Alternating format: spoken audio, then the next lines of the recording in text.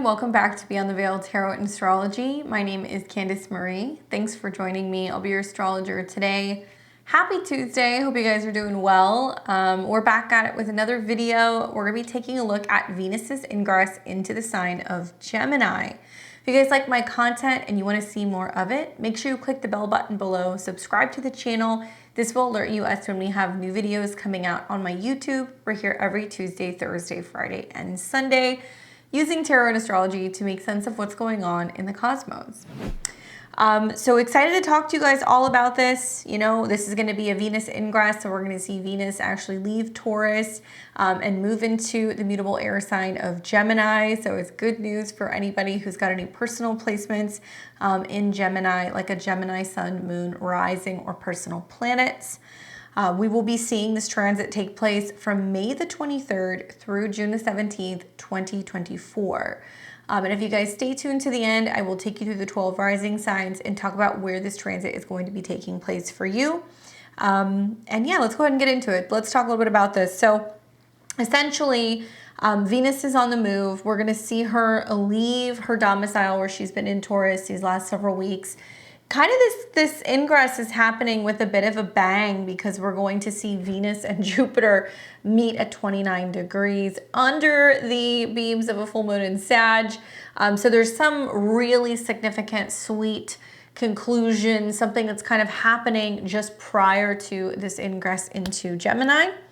But those of you guys who are ruled by Venus, you will be feeling this the most. So aside from Gemini placements, Taurus and Libra rising charts, because you guys are ruled by Venus, you're really going to feel this ingress and this change as well. Now, Venus in general is all about love, right? Values, relationships, pleasure, harmony, style, socializing. So when Venus moves into a new sign, the way that she expresses this energy is going to be different. Now, Gemini is the third sign of the zodiac. It is mutable air and it's ruled by Mercury. So love gets kind of chatty, more communicative, great time for love letters and calling people and telling them, you know, how much you care about them. But it's also going to have a very unique blend of qualities that's connected to both Venus as well as Mercury. So watching Venus go through this sign, we are going to see a much more kind of intellectualized way of showing love or, you know, appreciation for people. This is a very curious sign, so it's also known for being really focused on changes and having options because it's a double-bodied sign. Gemini is also very adaptable. So Venus here means that we can communicate, kind of work through, you know, any relational issues as long as we have really strong communication skills in matters of love and relationships. So when in doubt, talk it out. That's what we do when we have placements in Gemini.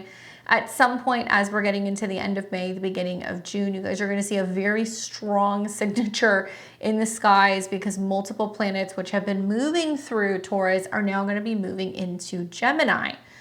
So some things that kind of come up for me just in general when I think of this transit of Venus moving through this sign is intellectual connection, okay? Because we've got that kind of connection with Mercury and Gemini, and Venus is about opening up to things, right? What we're open to receiving, whether that's money, affection, you know, relationships, new opportunities to collaborate or make friends with other people.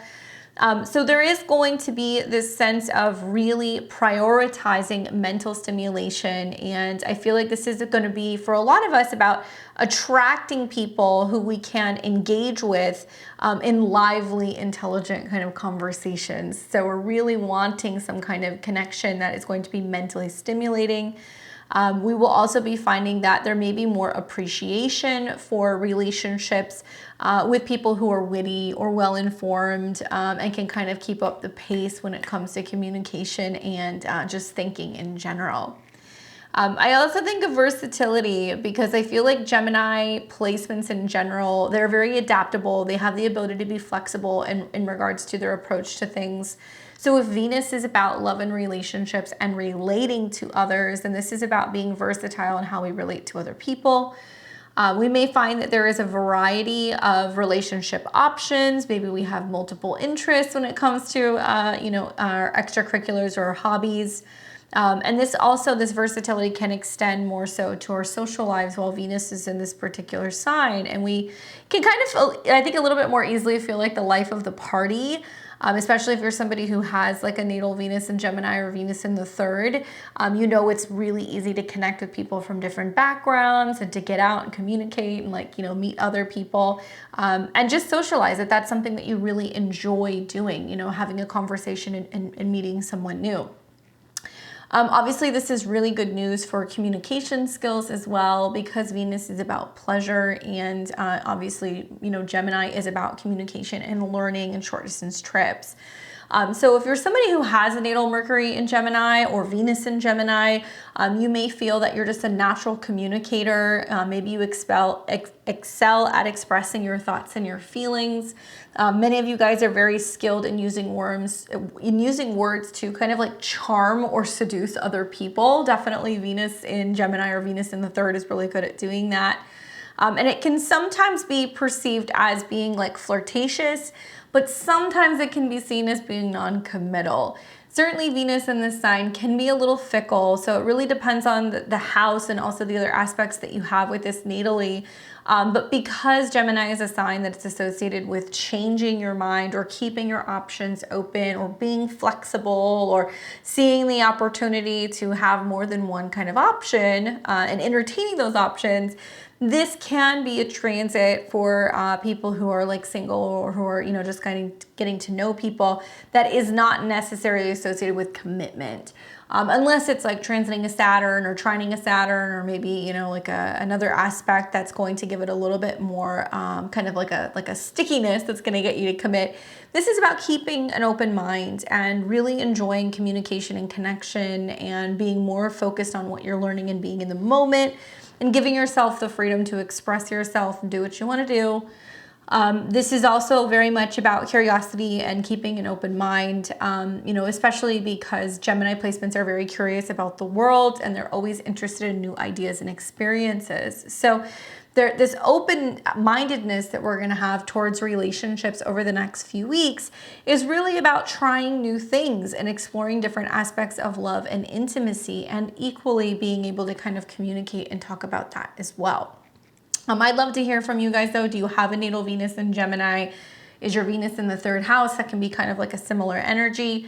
And do you find that you express your emotions best through communication, writing, you know, sharing ideas? Do you like to go deep in discussions in relationships? Because there can be a lot of depth that we're going to see throughout this transit. Anyway, so for me, themes that I would really watch for, just a couple things that kind of come to mind. So let me move this to when we see Venus ingress here. So in just a couple days. Some things that kind of come up for me, I think, is that first and foremost, you know, Venus is the ruler of the South Node, okay? So we are eventually going to see some harmonizing with the South Node, which is a good thing. That basically means that the South Node ruler, which deals with our past, karma, where we've been, you know, what we've kind of worked through, but also what can be familiar to us and how we can like positively work with the past, is going to be in harmonious aspect to the South Node. So that's a good thing. We can clear old relationship baggage. We can let things go better. We can do it in a loving, gentle manner with Venus being involved. And whenever we have a planet that's an aspect to the South Node, generally it's also aspecting the North Node. So we will see that while Venus is trining the South Node, allowing us to make lists of things that, you know, we would like to let go of, or people we would like to forgive, or maybe it can be a time where we are looking back and reading text messages or posts or love letters, you know, and we're kind of looking at it in a really fond manner. Venus is also simultaneously sextiling the North Node. So through that kind of clearing through the past, we're also seeing that it is being supported through who we're becoming or what new things we're initiating. If Aries is the self, and if it's about more like motivation and what we're doing independently, and how we are focusing more on our own journey, our own healing, Venus in a sextile to the North Node basically means that words can be healing, right? They can be inspiring. We can really, you know, learn how to communicate and speak more kindly to ourselves. This also can mean that, you know, we are keeping an open mind now that we have started some new cycles and new patterns through Aries season about how we view relationships and how we communicate and connect to other people. Gemini is associated with gadgets, with vehicles, with short distance travel, with learning.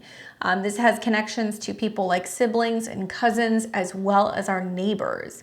So we may find that there's more loving kind of connection with these types of people. Maybe there's more backyard barbecues and things going on. Maybe we're just having a little bit better communication and relation with our siblings or our neighbors.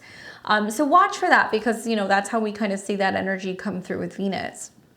Now, the other thing to think about is that Venus is the dispositor, basically, of all of these planets that are in Taurus. We will see Jupiter will change signs and move into Gemini right at the end of this month in May. We will also see eventually Mercury move into its domicile in Gemini, which is good as well. But it's going to be directly connected, right? We're going to see that Venus is directly connected to Uranus in Taurus. So as we're kind of nearing the end of Taurus season, lots of rock rattles and rolls going on. For some people, they're feeling like the rug is being pulled out from underneath them in relationships or financial situations. Other people are finding that this has been a period of building and consolidating and, you know, bringing in more wealth or more stability, because Taurus can be about that. Anyway, Uranus in Taurus is destabilized, okay? So it does represent kind of changes and kind of ups and downs with our resources, our stability, or our security. So Venus moving into the sign of Gemini is all about communicating and expressing what we love, why we love it, what we enjoy, learning more about what we love, sharing more about what we love. But Venus can also be about resources, riches, and wealth. So there is something to be said about, you know, Venus moving through the sign of education, learning, vehicles, and technology. Certainly with Jupiter being in the mix, we're going to see a little pop here the first couple of days in this transit, really up until the beginning of June, where, you know, something about innovations in communication, applications, new apps. It could also be things connecting to driving, transportation, media is going to have some kind of effect or impact, and it's kind of connected to Uranus. So it can mean that there is new technology that's being developing that can make some prices surge, and it can bring, you know, opportunities for a really great investment. But equally, it can also mean that because of some focus in these topics, it can also adversely be kind of impacting and creating some destabilization in resources and money. So when I think of Gemini, I think of like apps and things that we can use with our hands, because Gemini rules the hands, the fingers, the shoulders, the arms. But I also feel that this can also be about, you know, what we actually have access to. So we can see that there can be issues with financial apps. We can see also that there can be some hangups that can be coming also with transactions or anything that we're doing like with our hands, you know, so this can be like credit cards and things like that. So just be mindful that there's going to be a connection there. Okay. As a reminder, once again, Gemini is changeable, okay? So it's mutable. It is the first mutable sign in the zodiac. Mutable is Gemini, Virgo, Sagittarius, and Pisces. These are the signs that are when planets, I guess I should say, when seasons are giving way to change. Gemini is the season right before we come into the summer solstice, at least here in the northern hemisphere. So things are heating up. It's moving from solid fixed springtime Taurus to what's eventually going to be summertime in Cancer. So these are signs that are known for, especially the double-bodied signs like Gemini and Virgo and Pisces, can go one of two ways. Okay, some people can say, well, there's some two-facedness to some of these particular mutables, possibly, but I feel like Gemini is more weighing the options, playing devil's advocate. It's okay, I see this, but do you see that? There is this sense of comparing, right? It's ruled by Mercury. So it's all about being able to communicate all of the potential options and opportunities.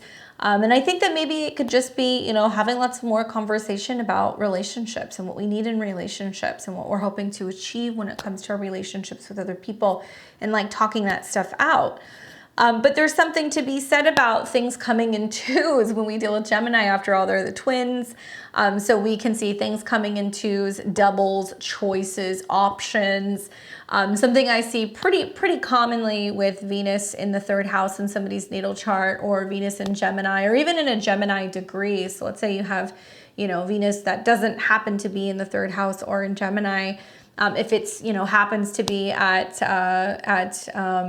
3 degrees, or if it happens to be at 15 degrees, or 27, there can be a sense of being like, I met this person, we started dating, and then I just met this other person, and now I don't know what to do, you know? Or we can see some love triangle situations that can sometimes kind of happen with this transit as well, where, you know, somebody else kind of comes into the picture.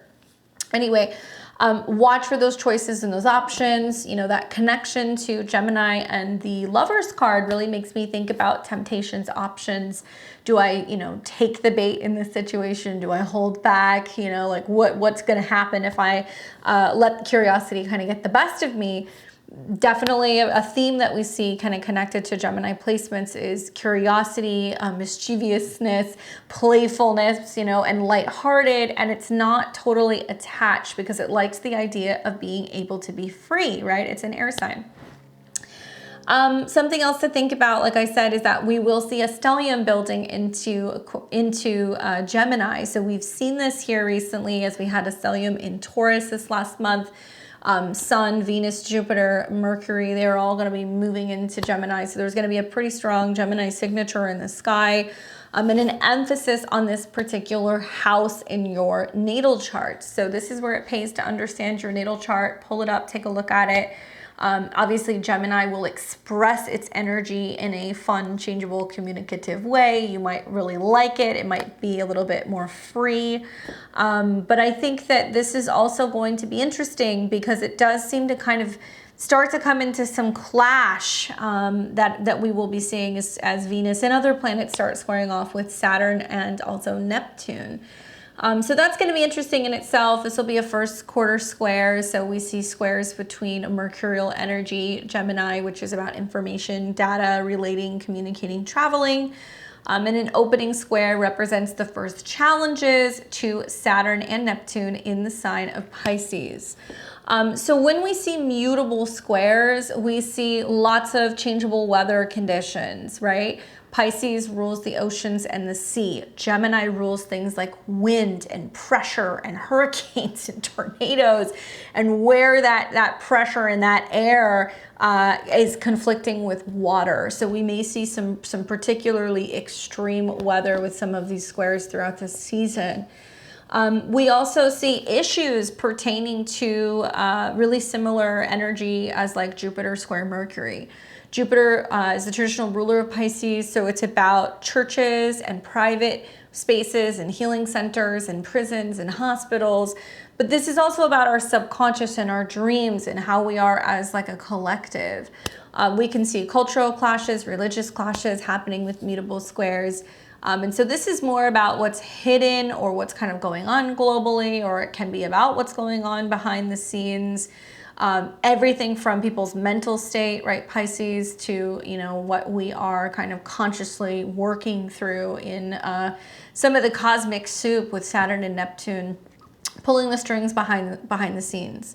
The squares that we're seeing to Saturn and Neptune from Gemini represents a clash of communication, a clash of understanding. It's something being muddled, confusing, something we can't really relate to or we can't believe in, versus what we're hearing, what we're reading, what we're talking about, what we're learning. So there can be a sense of making it or feeling difficult to relate to other people and have the same values, or finding it difficult to understand cultural traditions, religious traditions.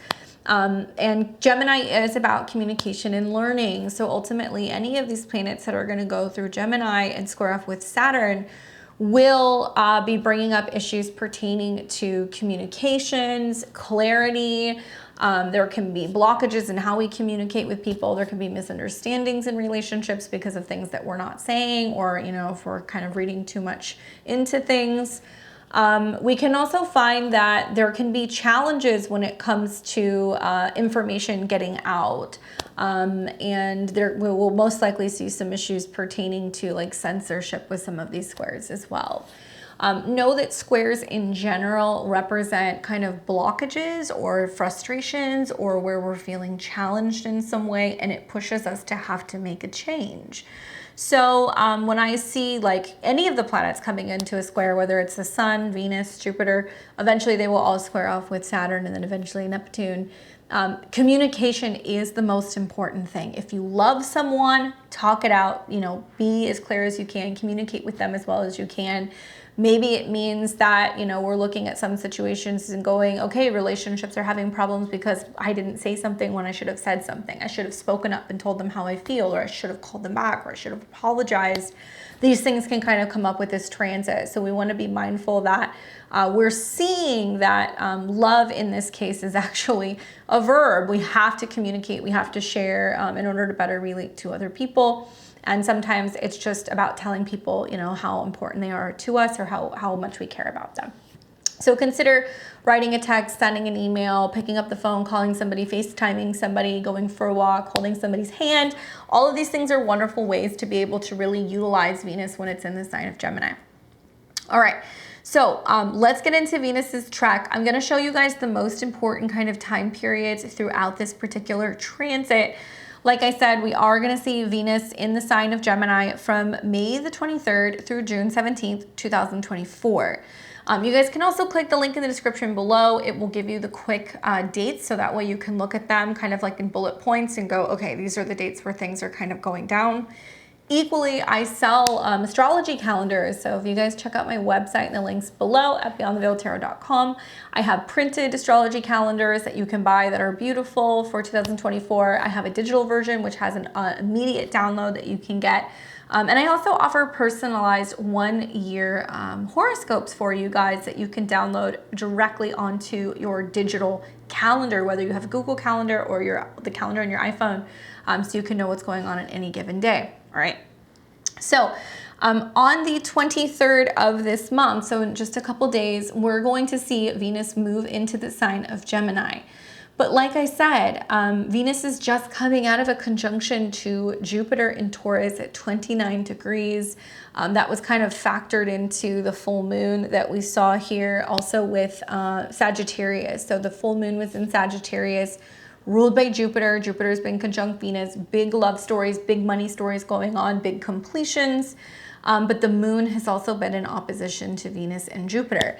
I have to say, just, you know, I read your guys' comments. I can't always get back to everybody, but I appreciate your guys' feedback. You guys are awesome in letting me know kind of what's going on and how you're relating to this. I can't really say I'm surprised, because I have seen a handful of comments of people being like, this is horrible, I'm going through a breakup, you know, my heart's broken, or, you know, things aren't going, you know, the way I wanted them to. I've heard a lot of people actually say that May has been rather intense for them, and that there's like these kind of major completions that are going on in relationships. I just want to kind of touch on that just to give you guys some feedback here.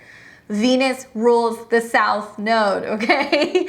Okay, the South Node is in Libra, which is about a collective undoing, moving away from, releasing and letting go of relationships. That does not mean everybody will go through breakups. It does not mean that. It just means that in order for us to tap into the North Node in Aries, which is self-sufficient, independent, focusing on oneself, we have to break away from certain relationships where we've become too comfortable, too lazy, too codependent, you know, too indecisive. And Mars has been conjunct the North Node. So there has been this really strong focus on what am I doing on a personal level? Where am I going without other people? And other people are getting pulled away from us, or off of, or out of our lives, if they're not a part of where we're going, okay? Jupiter also magnifies whatever it touches. So even though, yes, a mass majority of the astrologers on YouTube are going to be like, Venus conjunct Jupiter, it's the sweetest day of the year. And in all honesty, Venus in its domicile, conjunct Jupiter in Taurus, is extra sweet, okay? It's all the sundae with the toppings. It is the most luxurious gifts. It is spending a ton of money going shopping. But, you know, this is a 29 degrees, which is a dramatic degree. It's about romance and matters of the heart. Jupiter can be about, you know, where things are coming to a point where it's like popping. Because it's 29, it's a critical degree. So some of you guys can be feeling things very physically, very strongly. Heartbreak can be physical, emotions can be physical, the changes can be, you know, going on in relationships can be felt in a very strong way. So I just wanted to touch on that just so you guys know, like, I hear you. I don't think it's going to be the same for everybody. I think the other side of this is that the Venus-Jupiter conjunction has been in a sextile to Neptune, which is at 29 degrees. So we're seeing people out there feeling feelings they have not felt before, or something they have not felt in a very long time. 29 degrees of Pisces is the most empathic. It is the most sensitive. It is the most psychic. You have to understand Neptune is about tears. It's about crying and emotions and feelings and having to just let something go. And that can also be the, you know, the final act of love is if you really love something, you have to set it free. So that sextile between Venus and Jupiter to Neptune is also pretty strong here as well. I do want to tell you guys that I believe that things get better, because I feel like now that we're starting to kind of see that, you know, we're no longer in eclipse season, the retrograde's over. We're going to see a bunch of trines to Pluto, which is going to be inspiring us to change. Mars is still activating some of the eclipse points here, guys, throughout this transit. So if you're feeling your feels, if you're going through these changes, if the Venus-Jupiter transit for you was more, this situation blew up, or, you know, I'm feeling too much, or this is the end of the road of this relationship or with this person, I hear you. It makes sense, because 29 degrees does sometimes bring a completion. So it's not going to be the same for everybody. But coming off of that conjunction, then Venus breaks out of Taurus, where it's very physical, it's kind of slow, it's more indulgent, and then it moves into an air sign. So, you know, Venus moving into Gemini, it lightens the mood up a little bit. There isn't this feeling of having to focus on possession of a person or a thing. There is this wanting to share and move around and kind of be like a social butterfly. It does allow relationship conversations to be more lighthearted. It does allow us also to socialize and kind of connect better, I think, with other people. So we'll see that transit happen right after the full moon in Sagittarius. The moon will move, the Venus transit will move into Gemini. So if you happen to have any personal planets in Gemini, sun, moon, or rising, especially the early degrees, I would say like the first 5 degrees or so, we're going to feel this the most strongly, because Venus will be with the sun, because Jupiter is going to move through there. And you're also going to have some trines that are going to be taking place to Pluto. So it should be pretty extra sweet for you guys. Then we're going to see 2 days later, this is when the trines will begin happening to Pluto. So Pluto is retrograde in Aquarius right now. It is actually making its way back to 29 degrees of Capricorn later this year. But the next aspect we're going to see is going to be early morning on the 25th of May, where Venus will trine Pluto. So Pluto's retrograde in Aquarius, radically going through major changes on a collective level. We're seeing changes going on for our future, changes going on for environmental things. We're reevaluating power and control out in the world. And to be honest with you, you know, the planets, the combinations that I see that deal with major changes in love and money, or major wealth opportunities, or major breakthroughs in relationships, usually is a combination actually of Pluto, Jupiter, and Venus. So from the time that Venus and Jupiter are aligning, they're coming into a trine with Pluto. And yeah, you'll feel that basically, you know, pretty much from the full moon in Sagittarius until round about the end of May.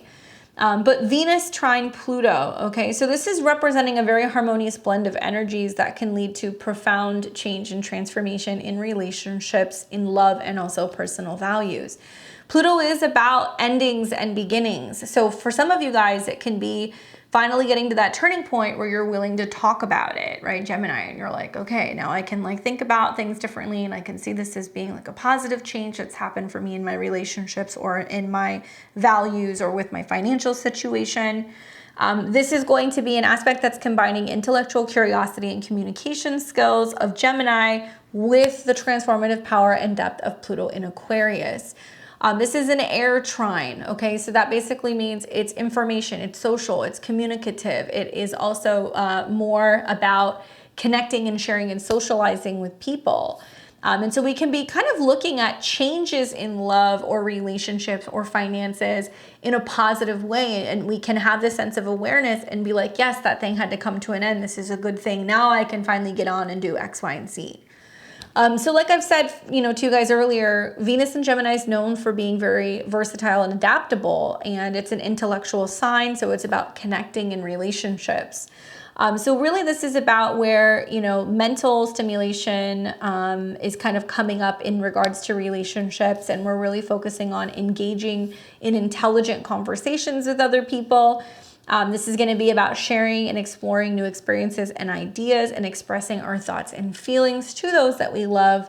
And then we've got Pluto on the other hand, that's about deep transformation, power, and truth seeking. So really Pluto, as it's in the sign, is really about bringing focus to collective care, humanitarianism, and large-scale societal matters. So this is about challenging the status quo to embrace both changes in our personal lives and also as a collective. So when we bring these together as a trine, it creates an opportunity for individuals to deepen their relationship and experience profound personal growth. So this aspect allows for open, honest communication. It can lead to greater intimacy and understanding between partners. And I think it's really about helping individuals pursue their passions and desires with increased sensitivity and bringing about transformation when it comes to love. I love Pluto in Aquarius for really, taking stock in what are your goals and where are you going in the future and who are your friends and who is your network in your community, right? And how can they help change and transform you as a person? What are you contributing to that as well? This trine, basically, I think with Venus and also the sun that's kind of going on, is saying, like, talk to other people about what you love. Share that with other people. If you're feeling inspired, write something, put something together on a social media platform, start a blog, start a YouTube channel, something like that, where there is a lot of opportunity to contribute to the collective through pursuing something that you love and talking about it or sharing or learning about something that you're interested in as well. So really good days for love and money. Obviously, it's also taking place at a 1, but that is going to be cusping on the 2nd degree of Gemini. So it's very personal. 1 degrees are very personal. But let's see what 2 degree of Gemini is, because I don't remember that, Sabian. Gemini 2, Santa Claus filling stockings. Okay, so the theme is the magic of giving. The symbol speaks to universal giver of gifts and the ultimate and illimitable source of all. The image of Santa Claus stuffing stockings focuses on the element of surprise, and it dramatizes seemingly magical manner which gifts sometimes appear. This Christmas scene alludes to the compensation and rewards given to those who have earned them. The emphasis here, this symbol, is on receptivity and the necessity of appreciation, and also the importance of maintaining traditions and rituals to celebrate spiritual values, such as Christmas gift giving. At its highest, it represents generosity, a clever knack for finding gifts that bring the most joy to individuals. Watch for hoarding and greed. The accent is on reward compensation. Someone may express their gratitude with a gift. Your greatest advantage lies in appreciation. Concentrate on giving. Guard against selfishness or demanding more than what you've earned or the right to ask for. Interesting. So, I mean, it can be giving, but it can be giving words of appreciation. It can be teaching somebody something. It can be sharing a book or making a recommendation for a podcast, to somebody else that can help them go through some kind of change that they're going through in their life, right? Interesting. All right, so we have a little bit of a break. There's a decent amount of time between the 25th when we have this going on and the next transit, which is going to be on June the 4th, when we see Venus come into a trine with the South Node in Libra. All right, so at this point, once we're getting to the end of May, Jupiter is now also in Gemini, so that kind of adds a little bit of like a twist as we see Venus and Jupiter and the Sun in the same sign. Venus is also, the dispositor of Venus is Mercury. So you guys are going to want to watch when Mercury comes into conjunction with Uranus. Okay, so this will be on the 31st. Nothing is really going on in the skies. I mean, this is the, last quarter square, but because Mercury is the ruler of Gemini and Venus is in Gemini, whatever is going on with Mercury has a direct impact on Venus.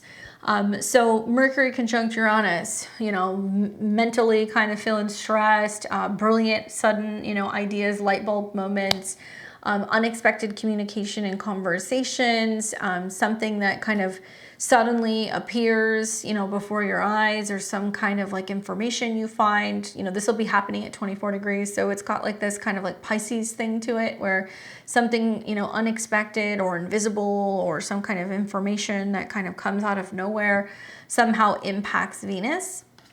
And when this is going down, it looks like that the moon is actually going to be going through Pisces. So we're definitely seeing some friction the 30th going into the 31st with that square between planets in Pisces and all these planets that are in Gemini.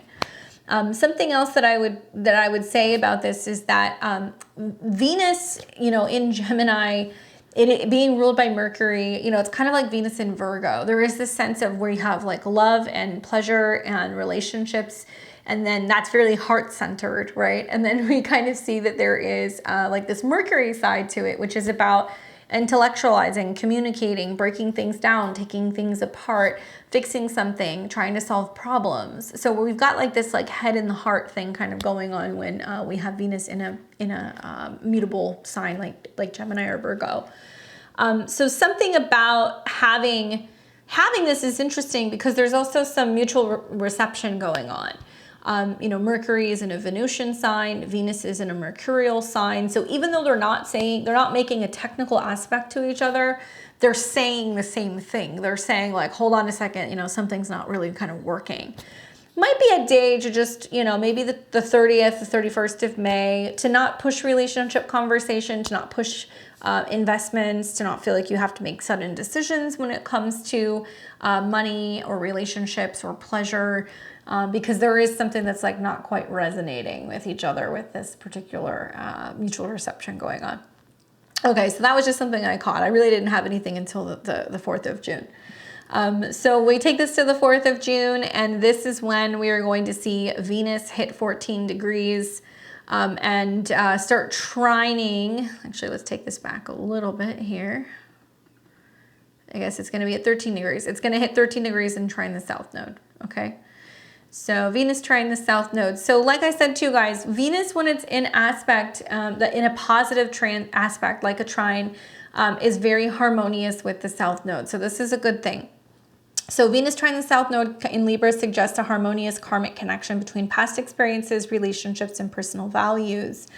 And it can bring like a profound sense of like balance and understanding in relationships, like understanding why somebody did what they did, or why something had to end, or, where they went, or that you have come to terms with, how a relationship or a financial situation has played out. There can also be a sense of forgiveness that can come up with this. And it brings balance and understandings in relationships and a natural ability to communicate and express yourself more so effectively. So this is a good thing. At this point in time, now we've got, Mercury, Jupiter, Venus, and the Sun all in Gemini. We're coming into a Gemini New Moon. And there's a lot of like air stuff going on here. Mercury trine Pluto, deep conversation, right? Mercury conjunct Jupiter, really a lot of like information coming in, good news, opportunity for travel and for learning. And then we're seeing the Sun and Venus starting to come into a Cazimi. So Venus is actually getting ready to be reborn. So this is going to be a pivotal turning point in like the Venus kind of cycles where something new is emerging pertaining to Venus and Gemini things. Anyway, focusing more on like the South Node, with this trine between the South Node in Libra and Venus in Gemini, I feel like this is about profound transformations in love, relationships, and personal values. I think it's about being open and honest in communication, which can lead to greater intimacy and understanding between partners. And additionally, this can really help individuals feel more so inspired to pursue their passions and desires with increased intensity, leading to a much more fulfilling and transformative love life. When in doubt, communicate. If you're questioning something, ask, you know, send the email, make the phone call, have the conversation, sit down, like have conversations and talk about things that you love, and don't be afraid to stand up and talk about what it is that you love as well, because there is a sense of pride that kind of comes with the Sun and Jupiter being in this particular sign. Great time for like passion blog projects, or if you're wanting to like start a new online business. It can also be a time where you're getting more involved with like your local environment, like your neighborhood. You're getting to know your neighbors, you're walking around, you're going to shops more. Maybe you're finding places that you kind of love locally that you're wanting to kind of shop. That's the other way that I could look at this as well, because Jupiter and Mercury is about exploring. I think we're going to see a real pop of a bunch of like new podcasts, some new channels, perhaps maybe some new like media channels that are going to be popping up, or some new networks as well. You know, Gemini really deals with with media of all kinds, broadcasting. So this could be radio, this could be podcasts, this could be television, this could be streaming stuff, especially with some of the trines to Pluto, where it's like allowing people to have connection to people more on an individual level. So I think that we're going to see people who maybe have been involved in TV that are going to decide that they want to kind of do more, where they're not working for bigger networks. They're wanting to kind of have their own personal platform, or their Rumble or Twitter, or, you know, whatever, so they can connect and kind of share and contribute to the collective. Gemini is also about writers.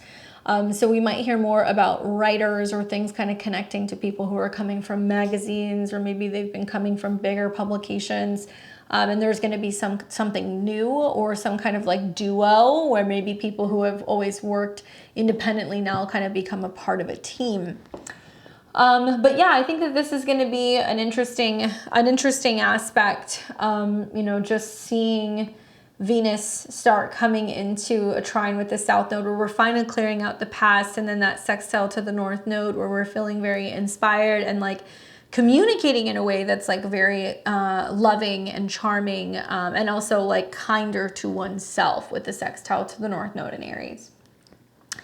All right, so then we're going to see just 2 days later, Venus is going to technically have her Cazimi, but it's funny because I was looking at this and I was like, there's like a pretty decent period that Venus is going to be, you know, moving with a Cazimi for a couple days. So you will see on the 5th, really late in the 4th going into the 5th, the Venus will conjunct the Sun. Cazimis are going to be different depending on who you speak to. You know, some astrologers say, well, it's got to be, I think, within like 17 or 18 solar minutes. Some astrologers say, well, it has to be within a degree. So let me just say this. According to what I'm looking at, very late on the 4th going into the 5th of June, that's when we're going to see the first Cazimi. But Venus and the Sun will move side by side for several days and actually stay within that Cazimi. So I'm just basing it off of the first moment that we start to see Venus pull ahead of the Sun. Technically, any planet that's within 10 degrees of the Sun is considered under the beams. Think of it as being too close to the oven, too close to the heat. It gets kind of melted and it loses the effects of that planet. So it's kind of burned up. So as we're coming into June 5th, you know, and the 6th, we're gonna have a new moon in Gemini. We've got Venus and Mercury and Jupiter that are all kind of getting close to the Sun. So there's going to be a really strong emphasis in Gemini in the skies. But the Cazimi, similar to when we see like the Mercury Cazimi halfway through the Mercury retrograde, is considered a favorable aspect. This is when something is being reborn in the heart of the Sun. So planets die during retrogrades. They're reborn basically during Cazimis. And something is being, you know, something is emerging out in the world. So really what this is saying to me is that we're taking the archetype of the Sun in Gemini and we're taking the archetype of Venus and we're putting them together. So shining a light on Venus, on women, on communication, on women newscasters, on women, female writers. It could be about new trends that are coming out about rings and stuff that people wear on their hands, new nail trends, new cell phone, you know, stuff that's getting ready to emerge on the market where we're hearing about the latest iPhones or the this or the that. I do think that what's interesting to me is that, you know, Cazimis are relatively rare. So we only see a couple of Venus Cazimis, and this is also known as a Venus star point, that occur throughout the year. But Cazimi comes from the Arabic word Cazimi, which means as if in the heart. So it's considered beneficial and powerful in astrology. It's about being in the heart of the sun. And I think the significance of the Venus Cazimi really lies in the potential to bring about a positive transformation in love or relationships or personal values. So during the Cazimi, the planet of love and beauty is thought to be rejuvenated and strengthened, leading to a period of increased self-awareness and growth in these areas of life. This event can inspire individuals to pursue their passions and desire with increased intensity, leading to a more fulfilling or transformed life. So this is going to be an interesting time to watch because I feel like, you know, Venus, Cazimis are a really powerful time for intention settings and manifesting desires. So it's believed that the alignment that's taking place with Venus and the Sun is considered harmonious and auspicious environment for personal growth and transformation. Now it's happening at 15 degrees, which is a Gemini degree in itself. So we've got, you know, a Gemini, Cazimi that's happening in a Gemini degree. Let's see what 15 degrees kind of correlates to in degree astrology, just to kind of give you guys like some ideas of what to watch for. So Gemini degrees are always 3, 15, and 27. This is about writing, so pencils, notebooks, paper, things connected to traffic, transportation, or cars, newspaper, press, journalists, magazines, newsstand, at a bookstore, conversations, telephone, internet, letters, communication, post offices, educated people, literature, shop assistants, stores, commerce, merchants, trade, announcers with radio and TV, corridors, balconies, fences, halls, neighborhoods, personal identity cards, passports, driver's licenses or visas, matchmakers, languages, translators or interpreters, children, particularly kindergarten or elementary school, doubles, two, a couple, twins, nicknames, brothers or sisters. So what's interesting is like, and I have a feeling, because I was looking at the Sabian symbol, I have a feeling this is going to very much be about women making headlines for being very outspoken about their values or about femininity or about their beliefs, right? Some connection there. So the Sabian symbol would actually be 16 because we round up, because this isn't exactly at 15. But the Sabian symbol for this is a woman activist in an emotional speech dramatizing her cause. I just want to double check this because I put that in my notes, but I want to make sure that this is right. But I'm pretty sure it is. It sounds pretty on point. Here we go.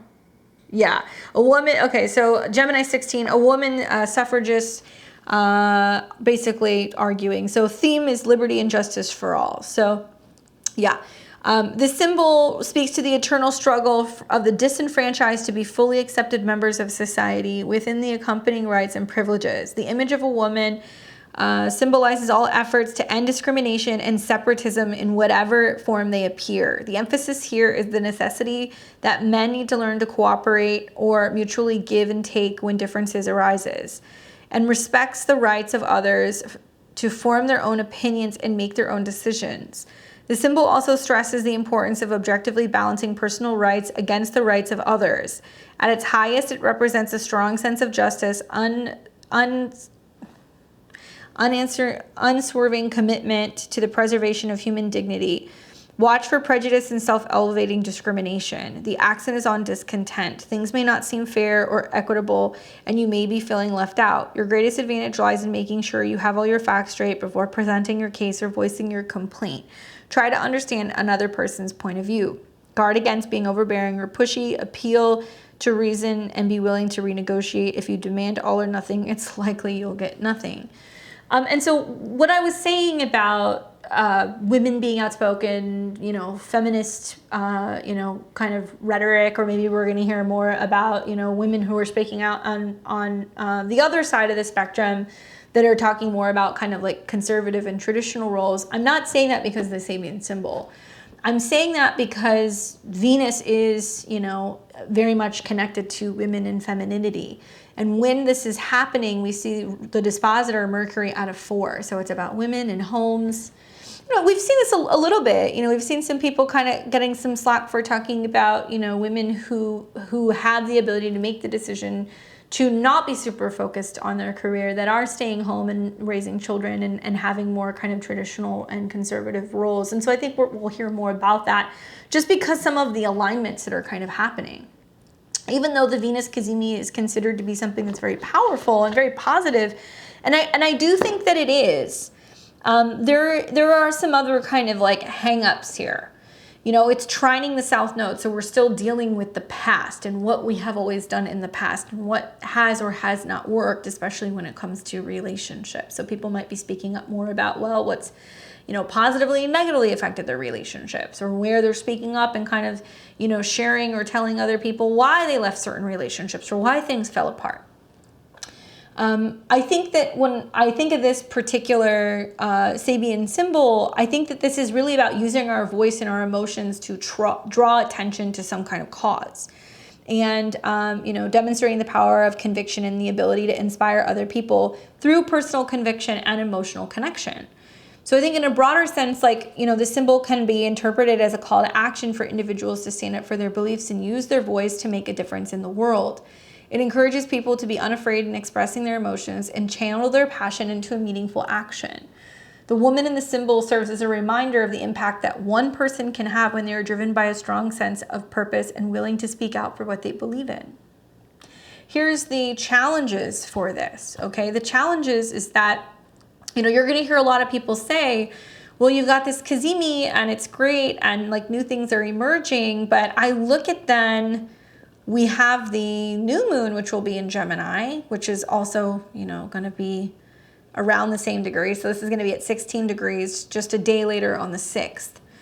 But Venus in the Cazimi and even like the Venus new moon, which is, like I said, still a Cazimi, you'll see that for a couple days, is in a square to Saturn.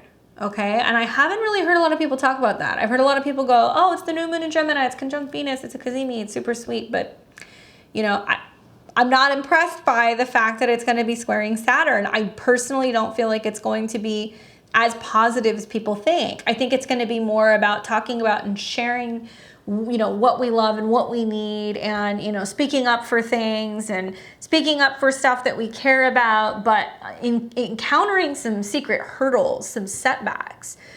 Saturn in Pisces, especially at 18 degrees, is a difficult degree because it's going to be about hidden limitations. It's also going to be about stuff that's kind of lurking, that's impacting us, especially when it comes to health, whether that's mental health or habits or health in general out in the world.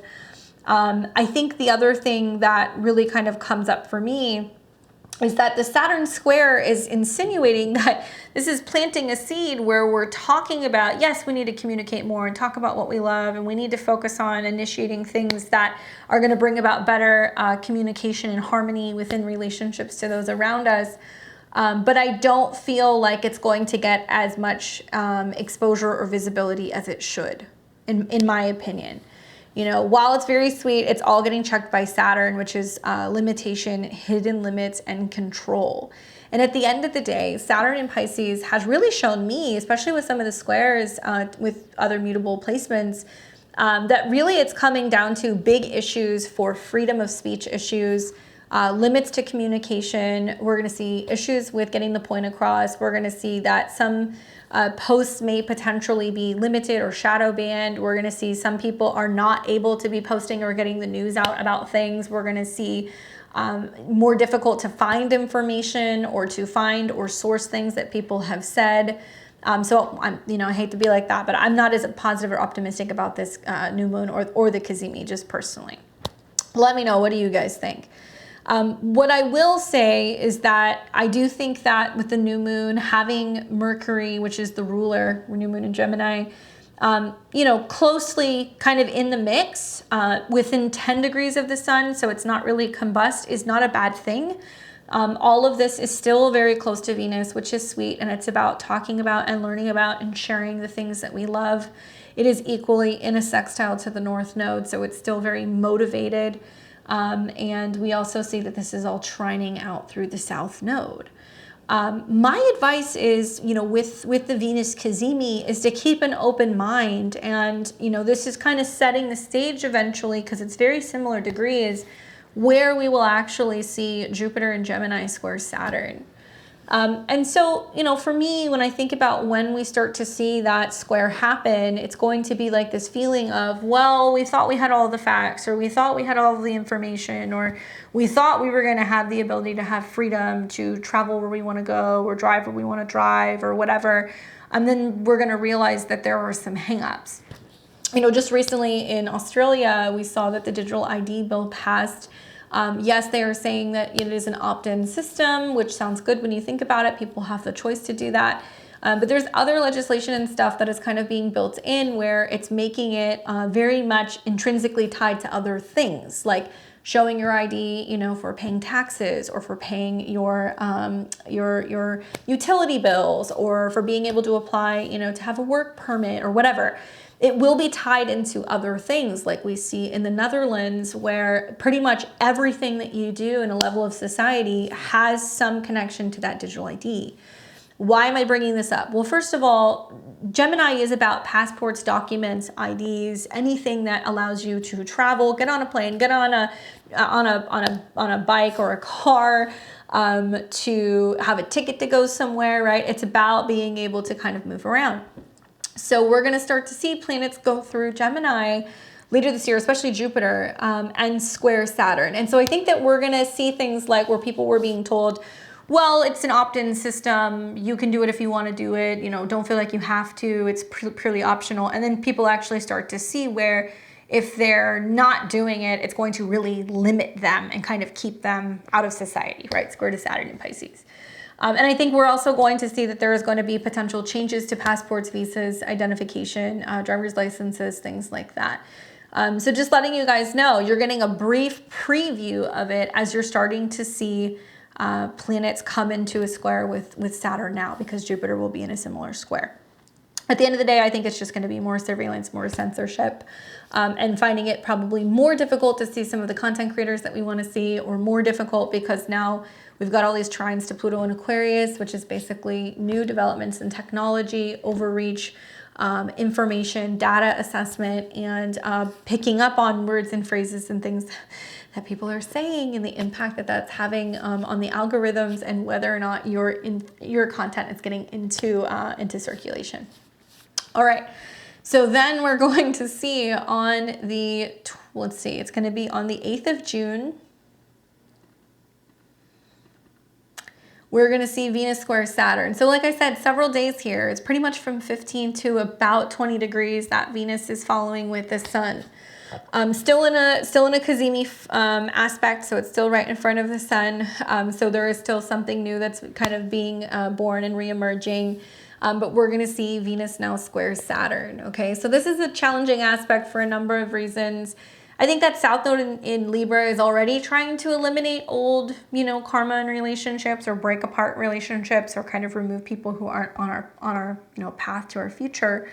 But because Venus is loving and relating, the square to Saturn is about, disappointment, setbacks, limitations, delays, and not always getting the answer that we want, or, not getting the response that we want, or being told, okay, it's going to take longer for the money to clear, or, I'm not ready for commitment now. Let's talk about it down the road, something like that.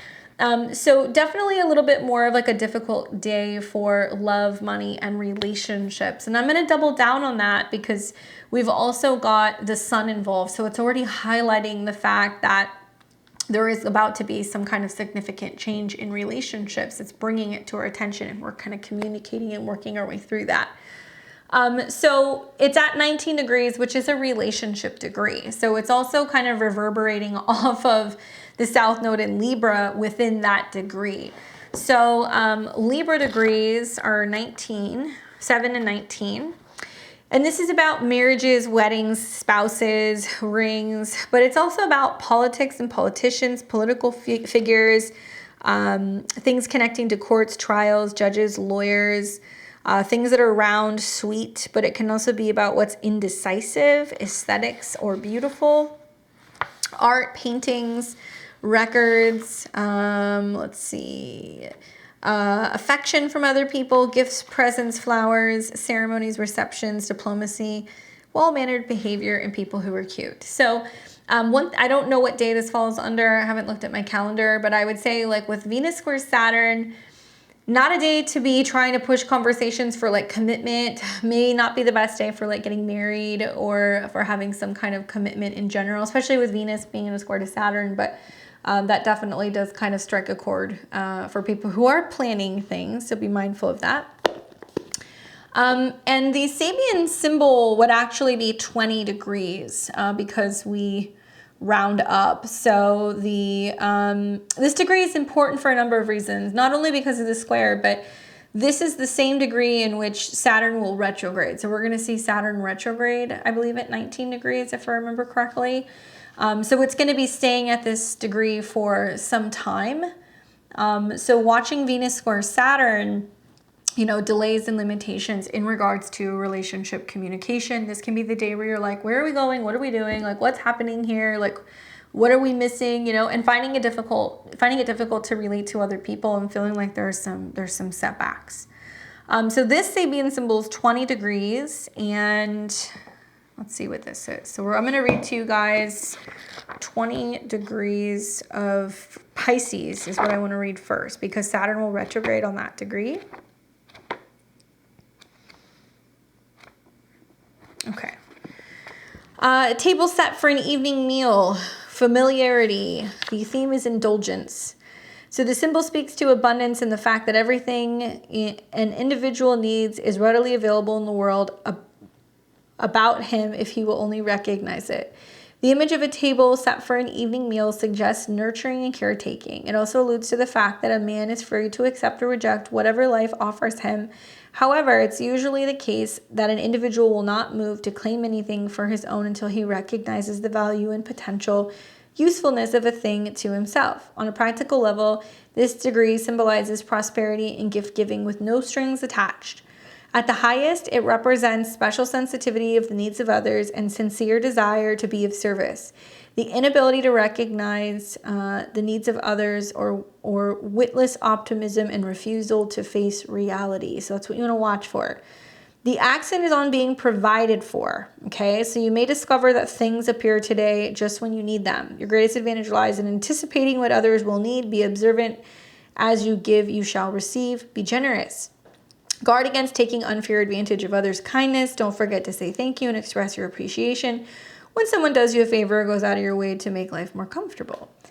So Venus is squaring this. So there can be this sense, I think, of Saturn being at this degree where, okay, people who aren't giving enough and they're not doing enough, you're going to kind of see that mirrored back. Certainly, you know, Venus's connection to the South Node Libra can be about a mirrored effect. It's like maybe you're dissatisfied with, you know, what somebody gives you or how they treat you or whatever, and it can be karmic in its behavior because of that square to Saturn. But also it can be this awareness that if you have been giving selflessly and if you have been helping people and if you have been generous and you have been doing what you needed to do, then the sun with the Venus Cazimi, you know, coming into square with Saturn can basically be like, look, you know, I want you to have this, or I want to help you in some way. So really a lot of it's going to depend on what's happened in the past. And I think the South Node is the past in Libra, and also Saturn represents karma here as well. Interesting. The Sabian symbol for, let's see, did I go over that one? Yeah, for 16 degrees. Okay, so we went over that for the Cazimi. All right, so let's take you guys now to the next aspect, which is going to be June 11th. And that will be Venus sextile Chiron. Okay, so Venus is going to hit 22 degrees. She's going to sextile Chiron, the healer. Basically a harmonious aspect. It's a soft aspect, but it's a harmonious aspect where we've got Venus kind of making a positive aspect to the wounded healer archetype Chiron. I think that this is really about signifying a time of self-healing, self-discovery, personal growth in matters of love and relationships, and what you've had to work hard on to heal, and where you may be able to share and give some kind of information to another person, or recommend a book or a podcast or something that can kind of help them with their healing, journey. I think that this configuration, is really bringing about the intellectual and communicative qualities of Venus and Gemini, which can help individuals express their emotions more effectively, fostering deeper connections and understandings with others. And so when the sextile comes up, it's kind of like a smooth flow of energy between two planets. So it allows for integration of their energies in a constructive manner. So Chiron in Aries represents healing the wounded self-identity, and Venus in Gemini is basically about being able to address and communicate self-esteem issues and learning to embrace unique quality and strength. This aspect encourages us, I think, to be more open and honest about our feelings, and to lead to a greater emotional healing and growth in relationships, and being able to share with other people what we've been afraid to say, what we've been afraid to talk about. It can be about exposing things that we've never said before, but things that we've been kind of sitting on. So what's interesting is that even though all these planets coming into Gemini squaring Saturn represents that hesitation, do I say something? Do I not? Do I respond to that? Do I not? Do I have that discussion? Do I send that email? You can get stuck in okay, I would rather not, and it can create some relationship disharmony or breakdown. Or you can work with a sextile to both the North Node as well as Chiron, and you can go, you know what, in the past I wouldn't have said something, but now I'm going to say something, and I've been harboring these feelings, and this is how I feel. And really allowing yourself, I think, more space and the ability to nurture relationships and go deeper and have discussions and conversations about why we do the things that we do, why we communicate the way that we communicate, and shed a light on things where we're creating the opportunity for there to be more intimacy in relationships, and to be more transparent with other people. And also be willing to talk about what's happened in the past and not repeat those patterns, right? All right, so then we're going to see, and this is pretty much the final aspect, and it's a big one. This is an interesting aspect that it's going to make. On the 17th, we are going to see Venus and Mercury come into conjunction, and then they will square Neptune at 29 degrees. Now, you guys have heard me talk about 29 degrees quite a bit, because we've had a lot of these anaretic degrees that have been showing up in this last week. When planets hit 29 degrees, it's a critical turning point, because that's the last degree of that particular sign. So it's almost like, in essence, the critical turning point in that particular house where something is being completed. But it also can feel as if it's like a now or never moment. It can feel as if, we are, about to see something break down one way or the other. And there's intensity, there's pressure to a situation when we see planets hit 29. Anyway, so we're going to see Venus hit 29 and Mercury hit 29. So not only is, Venus kind of connected to Mercury, but also that critical turning point, and then the square to Neptune is just a really interesting kind of setup. Something that I will say is that I think with both of these planets hitting this, it's signifying a very powerful and unique astrological event, which is combining communication, Mercury, and also intellect and love and relationships. So this is about some profound transformation, some kind of shift connecting to emotions and how we connect to other people and how we engage in our relationships. I think this conjunction is very powerful, and it allows for open and honest communication, which can lead to greater intimacy and understanding between partners. But it can also feel like a critical turning point, and having conversations with people about, okay, are we at the end of the road? Can we go any further? Is this the end of the situation? It can also mean that there are changes going on with love or with money. And then you factor that into a square to Neptune, where everything is confusing, distorted, falsely represented. This can be about an opening up or a softening to those who are in need. And so I think Pisces is more what we believe in, and then there is or what we're seeing on screens or what we're seeing on TV. And then there is Gemini, which is more kind of like, here is the information, like here is the data. So there can be something very conflicting between what we have seen on television or on ads or, you know, like on whatever, TV, film, versus like what we're actually hearing and what we're learning. Definitely a Venus square Neptune is a difficult transit, you know, taking the critical degrees out of it. This can be a time where we're seeing somebody with rose-colored glasses and overly idealizing someone, or looking at an investment and going like, wow, it's going to be amazing, you know, and we're like very hopelessly and gloriously optimistic that something's going to play out, not realizing that we could be getting swindled. So you take the South Node being the ruler, Venus, the conjunction to Mercury, which is kind of breaking down, reorganizing something in regards to love and money. The square to Neptune, which is just downright dangerous in some situations and also very distorted and easily manipulated or bamboozled.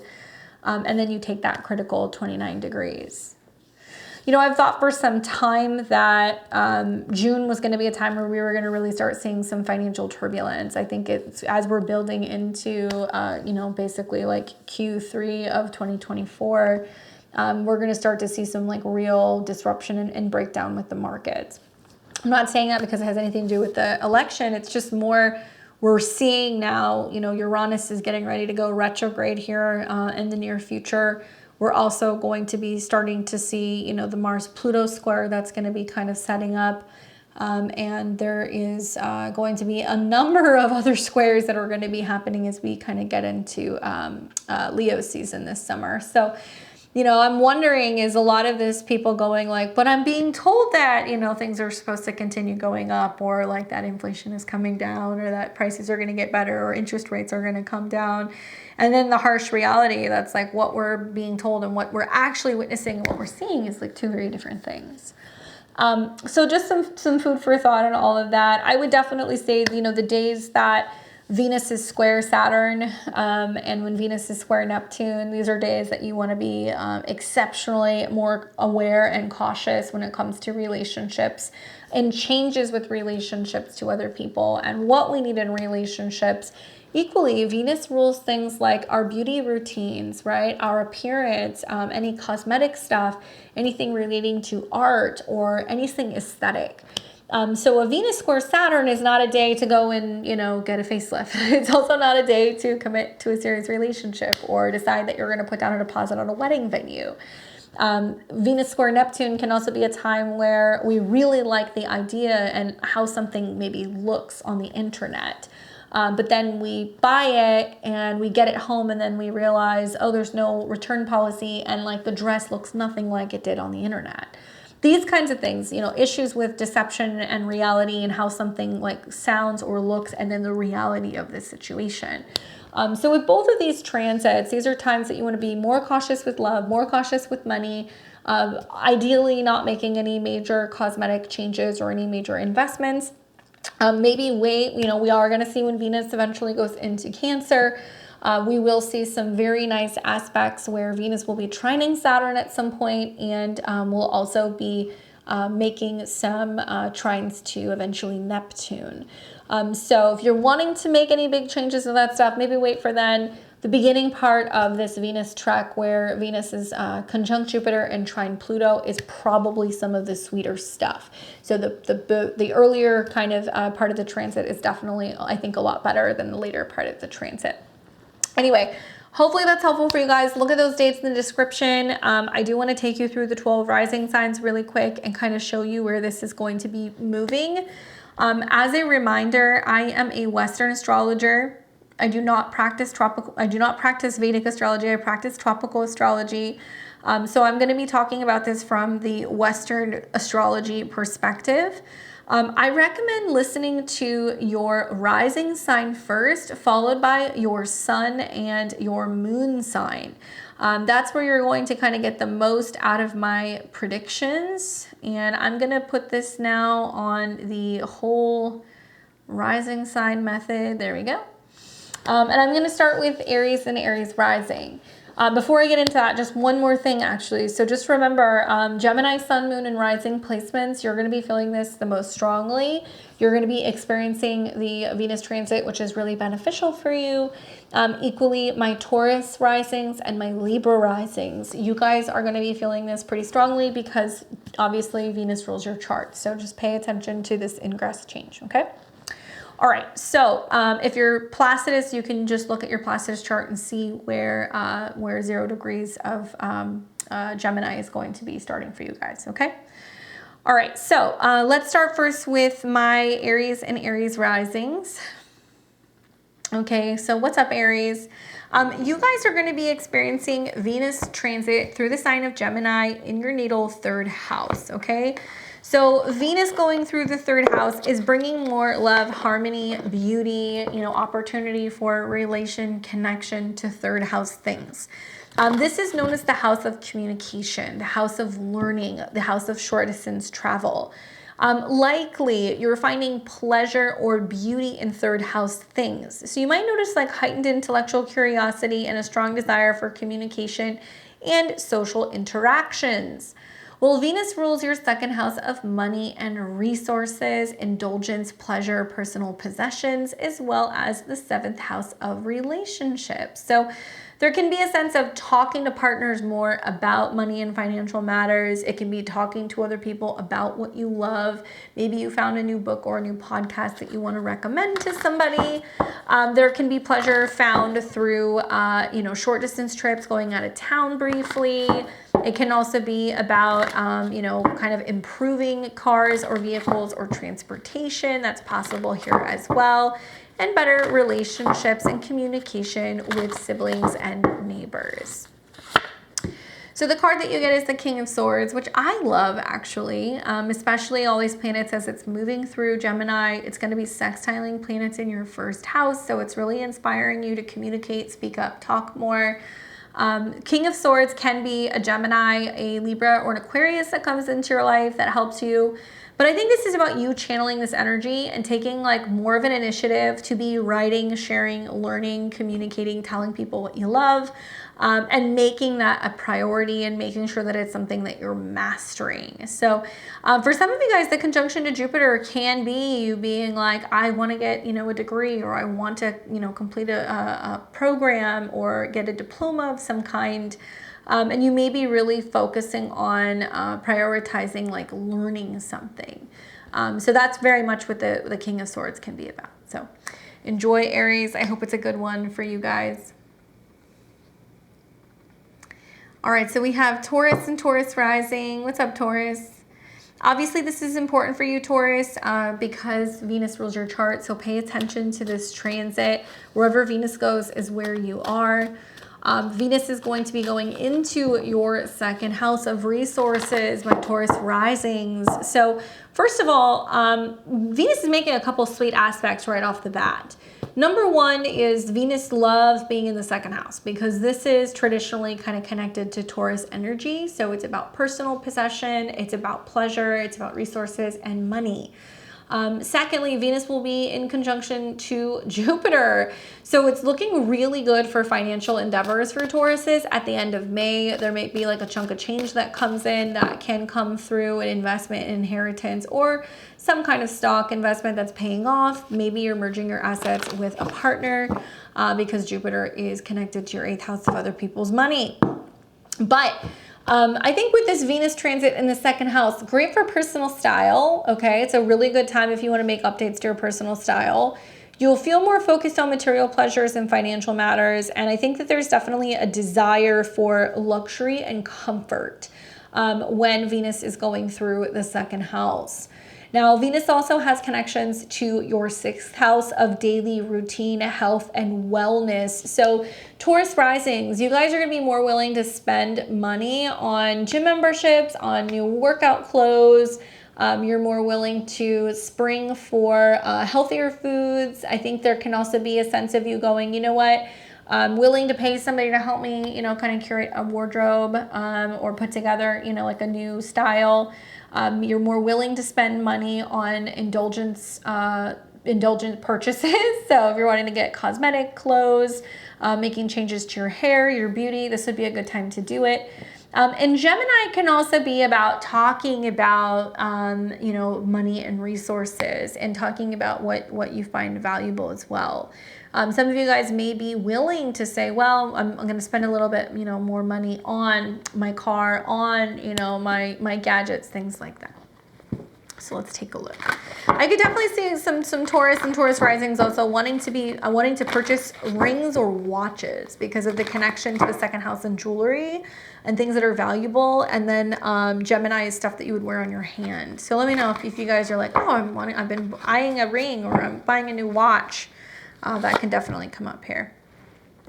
The card that you get is the Lovers card. Okay, so I love this, especially because like Gemini is the Lovers. This can just be about you feeling more passionate, more, you know, communicative about what you love, about what you want. You could be indulging more. And I think that this is indulging the mind. This is about more communication and going like deeper when it comes to like romantic conversations and connection and like feeling more passionate. So I love that in the second house. I feel like this is definitely you investing in the things that you love, and also just feeling a little bit more touchy-feely in the process. Good luck, Taurus. I hope it's a good one for you. We've got Gemini and Gemini rising. Obviously, Gemini, this is happening in your sign. So if you happen to have an early degree Gemini, Sun, Moon, or rising, extra sweet for you at the end of May as Venus is coming into conjunction with Jupiter and the Sun. So this is taking place in your first house, and this is going to be about your appearance, your body, who you are as a person. I think a Venus in the first house transit for anybody always has increased charm and attractiveness because Venus is bringing beauty to you on your ascendant. But it also enhances your ability to express yourself and form new connections. So if you're single, you're ready to mingle, get out there. You'll just notice that you're kind of attracting people to you more easily. Venus is connected to your 12th house of the kind of hidden subconscious realm. It might mean that you have, you know, creative artistic tendencies that are kind of coming out that you didn't see, or that you're just waking up a little bit more naturally attractive than usual, and maybe the bedhead is looking good on you. It also has connections to Venus in the 5th house for Libra. So this is basically about feeling more creative, more inspired, more loving, wanting to have more playtime. And Venus is off the bat kind of in conjunction to Jupiter, your 7th house lord, in your 1st house. So this is a lot of like togetherness with another person.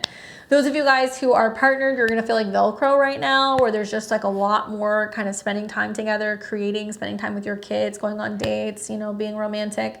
And if you're single, it's attracting and bringing somebody in. So all you really have to do is just show up.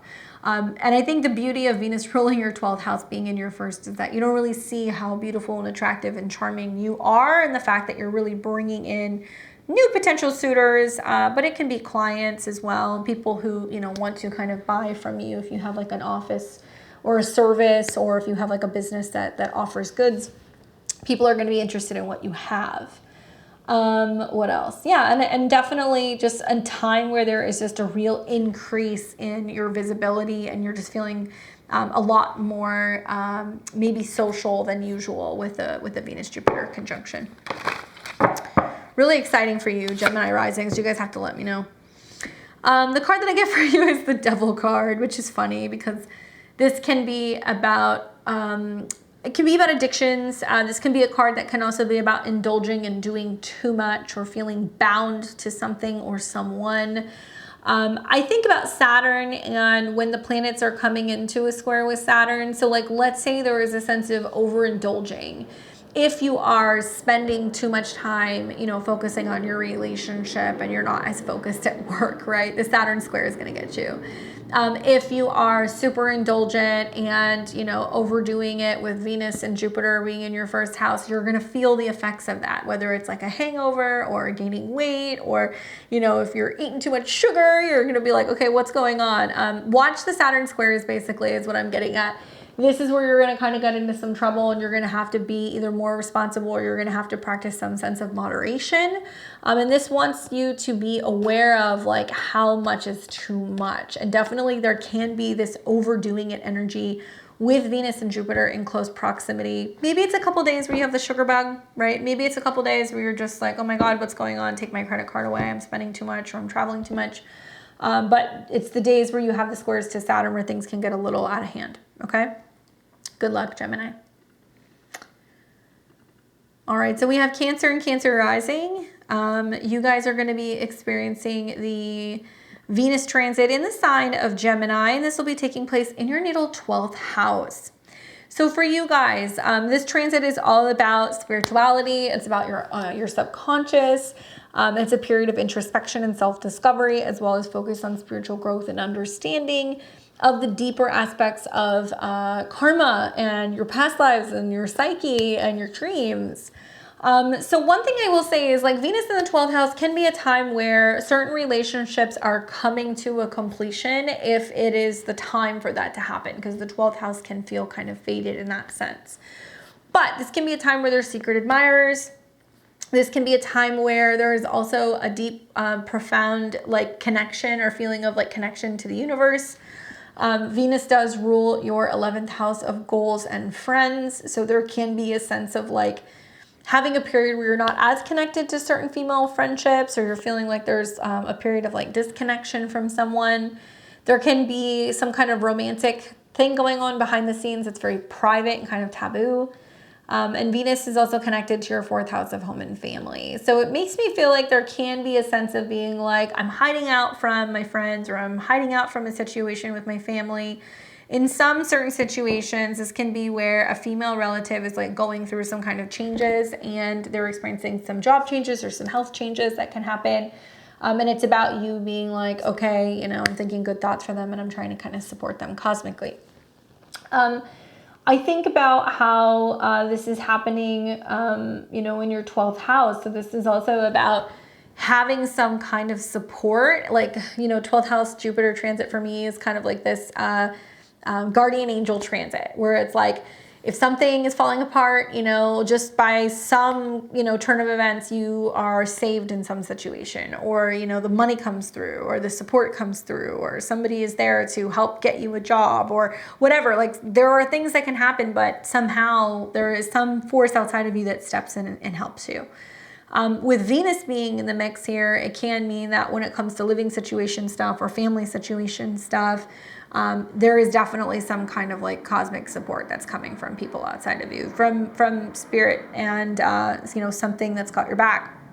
So appreciation is like a really big thing with this transit, and like thanking the cosmos and not just asking for support, but being like, yes, I'm going to put flowers on my altar space, or fresh water, or I'm going to put out, you know, something sweet or some fruit, or I'm going to give back and be generous either with spirit or give to those who are less fortunate, because you're being supported. So a lot of this is about paying it forward, understanding that the universe has your back, and kind of working on things behind the scenes when it comes to major changes, either with relationship to relatives or with some of your friends. All right, so let's see what the cards say for you, Cancer. I get the Queen of Pentacles, which is interesting because this can be about a Virgo, a Capricorn, or a Taurus, and some kind of physical financial shift. This can also be about an older woman in your life, like a, you know, a mentor, a mother, a grandmother, an older sister, somebody who is providing you with some kind of support or some kind of direction. But literally, Venus conjunct Jupiter can be about like a re-evaluation that you're going through when it comes to either your belief system, your philosophy, especially about life and health and well-being. And there can be some significant shift that's going on behind the scenes where you're feeling like there is some support that's coming in from somebody on the other side. Good luck. We've got Leo and Leo rising.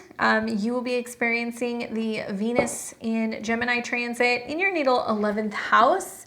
So it's bringing beauty and harmony and opportunities to socialize with friends and also social networks here. So there'll be more of a focus on social interactions and friendships with a desire to connect to others and form strong bonds with social circles. Venus going through this house is bringing in your 10th house lord of career as well as your 3rd house lord of communication into the 10th. What a wonderful time to like join a new professional association or network, to join a new group or club, whether this is physically or if this is like online. What a wonderful time to be partying, socializing, going out with friends, connecting with other people, because it looks like there's a lot to celebrate. And it may mean that you're celebrating and telling friends about some of your accomplishments and like some things that have been happening that's like really positive in regards to your career because of Venus's connection to your career. I like the opportunity to travel with other people, to study with other people, to be doing courses and workshops with other people because of the Venus-Jupiter conjunction.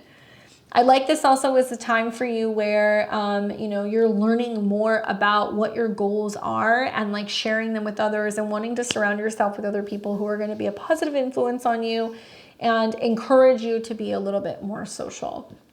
Jupiter will be there all year. But I think Venus is passed through here with the sextiles to your ascendant and also the trines to your 7th house, opens the door for more than just platonic, you know, relationships. You know, love can be Venus, love can be found while you're going out and kind of mixing and mingling with groups of people as well.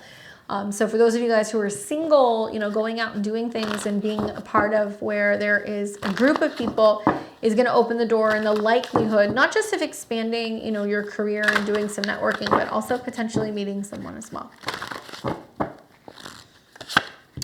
Card that I get is the 8 of Wands. Okay, so this can be kind of like a sexy card because 8 of Wands can be about the speed of things picking up very quickly. But this is also about like opportunities coming in, you know, like spur of the moment. Somebody's like, hey, we're going and doing this tonight. Do you want to go? This is about also, I think, like just kind of pursuing and going the direction of where you want to go when it comes to your goals, right? The 11th house is second to the 10th. So this can be also the money that you're making from your career. So some people may focus on strengthening the bonds with people that they're working with, or, you know, becoming more kind of emotionally connected or socially connected to people in a professional setting. And like that also, you know, makes them more aware of what their goals are and collaborating better with other people and creating better harmony in the workplace. And then suddenly it's like things are changing in a very positive manner. So the pace picking up when it comes to your social life and also some of your goals seems to be the focus with this transit. Good luck, Leo.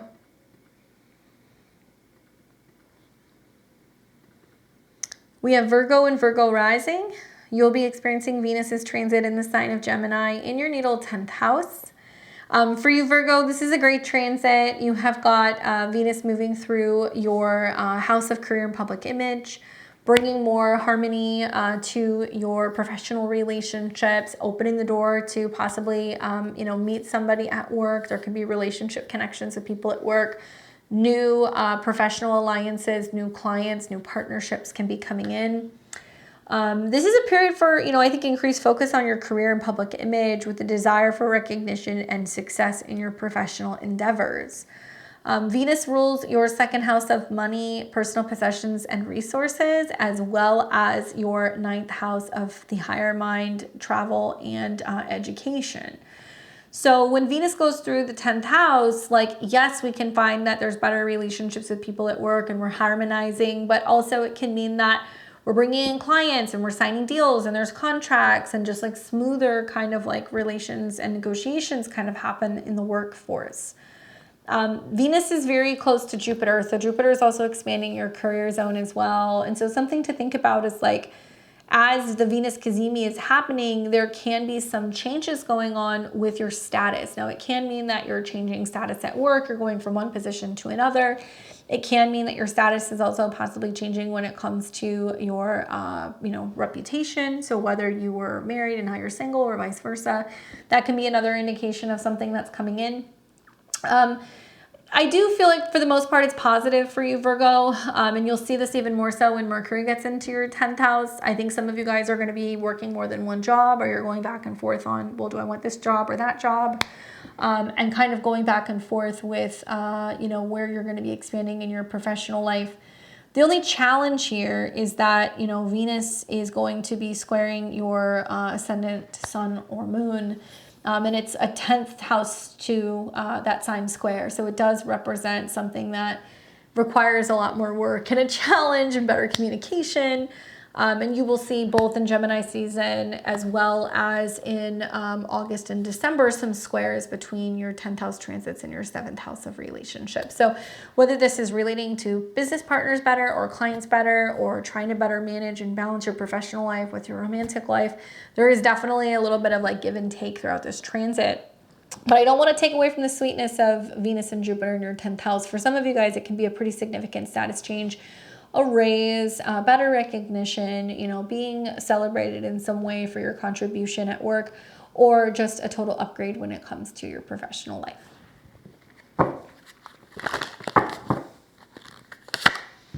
Card that I get is the King of Pentacles. Okay, so this is cool because this is you. Leveling up, I think this is about being seen as a leader, a boss, being somebody who is getting paid their worth also for their contribution and the value that they bring to their professional kind of doings. So can help come from other Virgos, Capricorns, or Tauruses. Yeah, totally. After all, Venus is connected to Taurus in your 9th house, so it can be about some alliance that you have with another earth sign or with a boss or somebody who is like really helping you build when it comes to your professional reputation. Good luck, Virgo. We've got Libra and Libra rising. You are going to be experiencing Venus transit through the sign of Gemini in your 9th house. All right, Libra, so you're actually the only sign that is going to be, I guess, other than Gemini, kind of experiencing a grand air trine, okay? So if you're early degree Libra, Sun, Moon, or Rising, like the first couple of degrees, you're going to feel this more so strongly because of the trine between Pluto and Venus's ingress into Gemini. Basically, this is important for both you as well as Taurus because Venus rules your chart. So wherever Venus is, that's what you're doing. Okay, so for my Libra and Libra risings, Venus will be moving through the 9th house. Okay, so this is higher learning. This is also travel. So there is an increased desire for learning, travel, and exploration, as well as broadening your perspective and understanding of the world. So Venus going through the 9th house is things like you know, meeting a new mentor or teacher, taking a new course or area of study, publishing a book, you know, getting a certification for something, booking some kind of foreign travel, being in an airport, right? These kinds of things. So there is going to be some aspect of expanding the higher mind. You know, the good thing is that you got Jupiter in the 9th house. It's a really great transit. Jupiter really loves being in the 9th house. So this can be seen as one of the more fortuitous kind of periods in a 12-year period for you, Libra.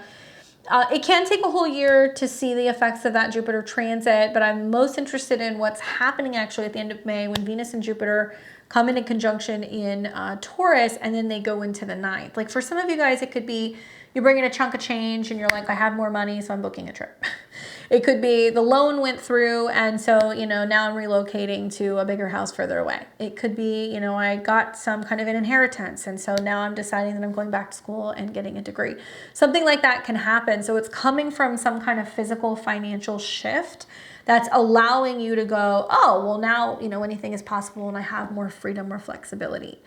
Those of you guys who are involved in publishing, law, if you're involved in education, if you're already involved in areas of like travel or marketing, this Venus transit is going to be all that much sweeter for you. And I do really feel like this is definitely going to be about finding pleasure or luxury or comfort in the realm of travel or education. So you're more willing to spring on nicer accommodations. You're more willing to spring on, you know, like indulging in getting certification or training for something that you really love. You know, lawsuits of any kind may go a little bit more smoother or in your favor during this period as well. Okay.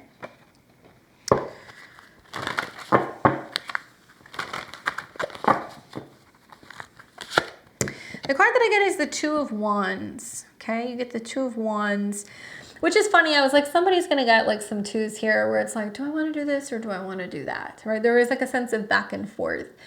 Because Gemini is about options, it's about choices. And the Two of Wands is about kind of sitting in a situation being like, okay, I'm getting ready to plan somewhere. Where is it that I want to go? What is it that I want to study? You know, what direction am I going to go in?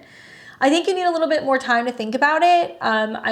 Just being a Libra rising, I can tell you that I totally relate with this, because a lot of it is kind of like, well, what is the plan, for the rest of the year? Or what is the next trip that, I'm going to be going on, or wanting to go and learn or do more research about, relocating to an area. There's like a lot of things that are up in the air. So I think the beauty, because Venus is about leaning into and learning and visiting or traveling, and Jupiter is there, is it's about giving yourself the time to explore. So if you're unsure about any of these ninth house decisions that you're making, do a little bit of exploration, do a little bit of research, do a little bit of like background on some of this stuff before you make your choice, okay? But it should be fun. You should enjoy it. All right, so we've got Scorpio and Scorpio rising. You're going to be experiencing Venus transit the sign of Gemini in your natal 8th house. All right, so for my Scorpio and Scorpio risings, this can definitely be a very intense time for you. I'm just giving you this heads up now, so be prepared. The good news is that, you're a Scorpio or a Scorpio rising, so you're no stranger to 8th house energy.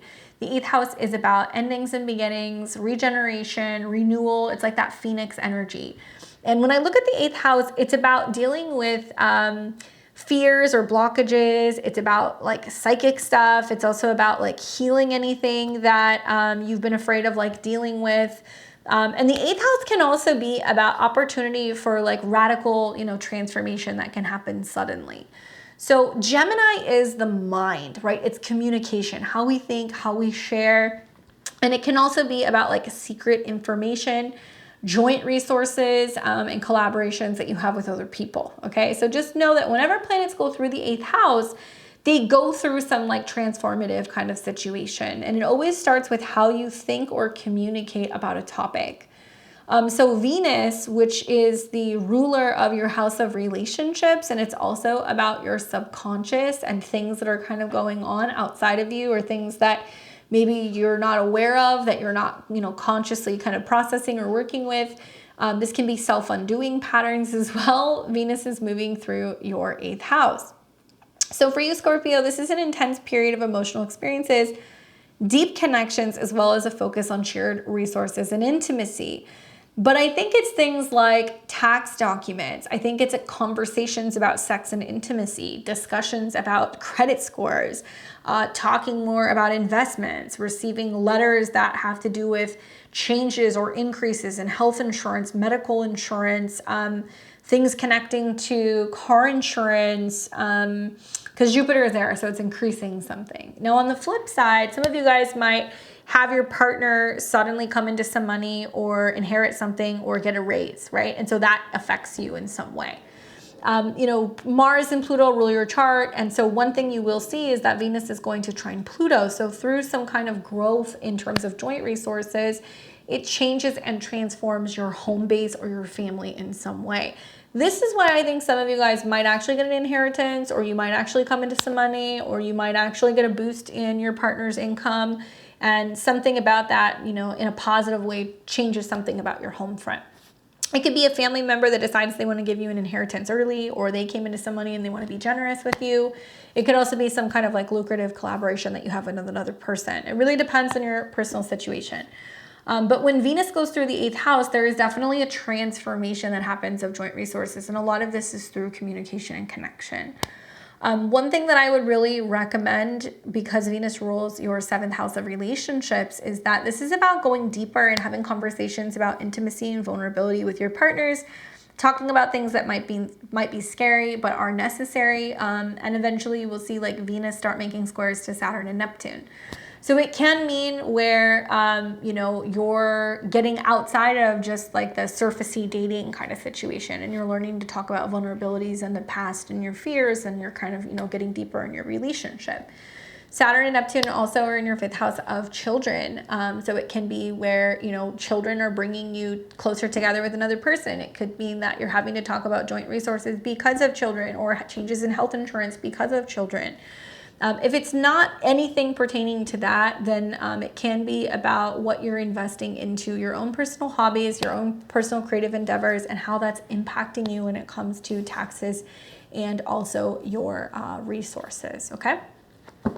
So let's take a look. Let's see what the cards say for you, my Scorpios.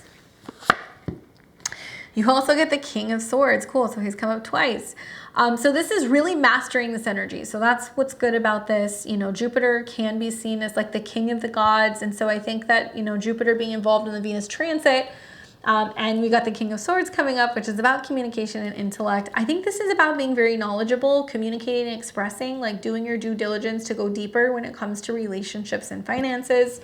And being willing to have the conversations that need to be had to strengthen the bonds in certain relationships with other people.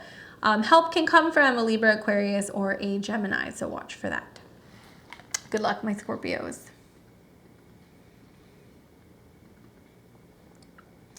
We've got Sag and Sag rising. You'll be experiencing Venus's transit in the sign of Gemini in your natal 7th house. So for you, Sagittarius, you have got so many planets that are going to be moving through your opposite sign. Oppositions are relational, so it's bringing a lot of tension to other people. The good news is that Venus loves going through the 7th house because of its affiliation traditionally with Libra. You know, the 7th house is about where we meet other people, whether this is our partners, our clients, our romantic relationships, our therapist, our astrologer. Venus loves being in the 7th house, and in your case, you might find that there are a number of new relationships or growth for relationships within this period. I think that this is about enhancing relationships and partnerships, focusing on finding balance and harmony, both in personal and professional connections. Venus is the ruler of your 11th house of goals, friends, and alliances. So you might find that there is more opportunity to spend time with friends, to strengthen the bonds in certain relationships. You've also got connections with Venus in the 6th house. So it can mean that you are making more time for dating, making more time to meet with coaches, with therapists, with, you know, with people that you work with, and somehow it's enhancing productivity, health, and also your goals. This is a wonderful time to bring in new business partners or bringing in like new clients as well. So it's really kind of sweetening that, because I think a lot of people are going to be interested in what services you have. And Gemini is a sign that's about writing, emailing, texting. So you might notice that there is just a total boost in communication with other people who kind of want your attention. Obviously, Jupiter rules your chart. So Jupiter being in the 7th house along with Venus and the Sun does kind of signify that this can be a period for those of you guys who are single where you can meet a significant partner this year. That can be long-term relationship potential, can be future spouse potential. But equally, those of you guys who are partnered, it can be a time where there is a sense of going deeper and kind of going to the next level in relationships. Gemini can be about documents. So it can be things like, you know, signing, a wedding certificate or a marriage certificate. It can be about launching a website with a business partner. It can be buying a car with a partner. It can be about moving in with somebody. So there is some sense of relationships getting sweeter and kind of growing throughout this period. And it's pretty sweet for you, Sag. So watch for all of those things. The only thing that I would say to kind of keep in mind is that there is a sense here, because it is in opposition to your sign and eventually these planets are going to square Saturn. You may see this towards the end of the transit with Venus, that it's a lot of like, okay, this relationship is expanding, but they live here and I live there. How do we bridge, you know, the separateness in this particular relationship? How do we get out of either the past or home and family responsibility and find ways to be able to kind of come together? And so partners are going to be trying to kind of pull you out of your comfort zone or pulling you out of your home. And all year you're going to be trying to figure out what direction you're growing in. All right, so let's see what the cards say for you, my Sagittarians. You get the Ace of Wands. I love this. I think part of this is actually more connected to the Mars transit, where Mars has been conjunct the North Node in the 5th, which is about creativity, passion, fun, you know, taking chances. And there will be some sextiles to Gemini, so it can mean through communication and positive expansion in relationships. There can be more opportunities for romance, depth, and also like sexy time as well. So I think the Ace of Wands can very much be about like this new beginning that's kind of setting up, and like the excitement and just getting to know somebody, or, you know, something kind of building where there's like a lot of forward momentum in, you know, this connection that you have to another person. Look for fire signs that can pop up with this, Aries, Leo, and Sagittarius as well. Good luck. We got Capricorn and Capricorn rising. You will be experiencing the transit of Venus in Gemini in your natal 6th house. For you guys, this is bringing more beauty and focus when it comes to health and services. Truth be told, Venus in this house can be a little tricky because Venus is not totally thrilled being in the 6th house, where she deals with health stuff and organization and tending to other people. So there can be this feeling of sometimes, you know, briefly being a little disgruntled when it comes to love and relationships. So this is very much kind of connected to a desire for order and efficiency in daily routines, as well as a focus on health and well-being. You want to pay attention, especially when Venus is squaring Saturn, because that is your chart ruler. So when you see that square, that's a day that I would say, like, I wouldn't be taking, you know, my car to the shop, right? Saturn in the 3rd can be about vehicles. It can also be about documents and conversations with, like with coworkers. It wouldn't be a time that I would be like doing any medical treatment, you know, anything like that. You might find that there is like some schedule kind of hiccups or some issues in communication with relatives. That's really the transit that I would like watch out for the most. Venus is connected to your 10th house of career and reputation, as well as your 5th house of creativity, children, and dating. So something to kind of think about is, you know, Jupiter is now in your 6th house. Some of you guys are going to have either a new office, a new schedule, or you're working a new job. If you're not already, you're going to take on a second job. That might be happening because Gemini is too. So Venus going through the 6th house can represent, okay, you know, I'm looking for something that I can do part-time or something to kind of fill in the gaps. It can also represent that there is just a huge focus now on health and wellness. And I think, you know, Jupiter being there as well, a lot of this is about habits and routine, and like we're making a conscious effort to be walking more, to be journaling more, to be doing breath work, to be kind of strengthening your arms and your shoulders, and just being more mobile is going to be, I think, helping you not just physically, but mentally as well. Saturn in the 3rd house can be about communication issues, mobility issues. You can have some stiffness here. So those of you guys who are like, I need to do something that's going to be pleasurable and I don't want to just be running, get a bike. That can be really helpful with this being in Gemini, or invest a little bit more into an environment or a gym that you feel like, you know, you're going to actually be a little bit more productive in. That's my advice. But good news more for health and for work related things. You guys are going to feel more of the love when Venus goes into Cancer, which will be in your 7th house. So that's going to be a little bit longer. Making time for the things that you love. And even though it means you might have to rearrange your schedule a little bit, I think that that's kind of the focus here with Venus moving through the 6th house. This can also be a time that's really wonderful for pets as well. So if you're wanting to get a new pet or anything like that, adopt a pet. Venus's conjunction to Jupiter can be a wonderful time to do that. Although Gemini is more going to be like birds and like other like smaller creatures, not necessarily like dogs. The card that I got for you is the Knight of Wands, okay? So this is interesting because this is about feeling inspired, taking chances, having fun, getting out there and doing something new. I think this is playing off of that energy of just like this impulse of being like, I need to have more fun, or I need to have more creative time, or I need to get out there and like meet new people. And a lot of that's Venus's connection to your 5th house. The Knight of Wands can be a Sag, a Leo, or an Aries that are coming in that can be bringing you some kind of like excitement of sorts. So I'm wondering if this is about you being like a little bit more adventurous when it comes to how you're managing your schedule, or taking chances when it comes to potentially considering launching a business or having a second job. Good luck, Capricorn. We have Aquarius and Aquarius rising. You'll be experiencing Venus transiting the sign of Gemini in your natal 5th house. All right, so for you guys, this is an interesting one. So you've got Venus going through the 5th house, which obviously is going to basically be about the house of pleasure and creativity. Venus loves being in this house because this is about increased creativity, romance, self-expression, and just really indulging in life's pleasures. Fifth house can be about falling in love with someone, meeting someone at a bar or a concert or a show. This can also be connected to children or younger people in general. Venus is obviously not just the ruler of your fourth house of home and family, but also the ninth house of further away places, traveling, higher education, law, and legality.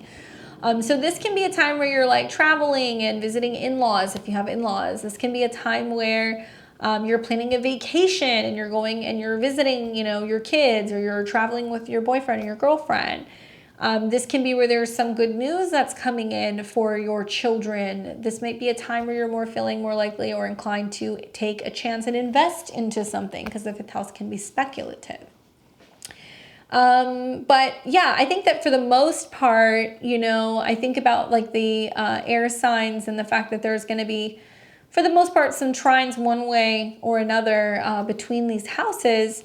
It's really tapping in very strongly to Pluto in your sign. And it's about where you're going through some big changes and transformations as a person, whether that's your appearance, your body, how you view yourself, how you carry yourself. And it's very heart opening in the fifth house. So it's like saying, you know what, I'm changing the way that I look at love, or I'm changing the way that I look at, you know, children, or I'm changing the way that I look at investments, and having a different perspective or keeping an open mind when it comes to, you know, new hobbies, new relationships, new people. I really like this also for like dating. Like Venus going through the fifth house is a wonderful time to get out there and start meeting people, keeping your options open, maybe having a pool of people you can kind of pick from, because Gemini is multiples. That conjunction to Jupiter is also about having a bit of like a lucky run when it comes to investment. Some of you guys might have been investing some of your money into something, or maybe launching, you know, a side hustle, and it turns into a business and it's actually doing very well. Good luck and good news for children. It can be a very fertile transit, as well as good news pertaining to your children. Where the fourth house is more about the home and family, the fifth house is more about your creative rooms, your hobbies, you know, your children's spaces. So this can be kind of a precursor for some Aquarius and Aquarius risings for pregnancy or new children or new younger people kind of coming into your life as well. And I think a lot of this also can be about expanding the home. And it can be about, you know, relocating or family coming to visit from another place, or looking at a home in another location as well.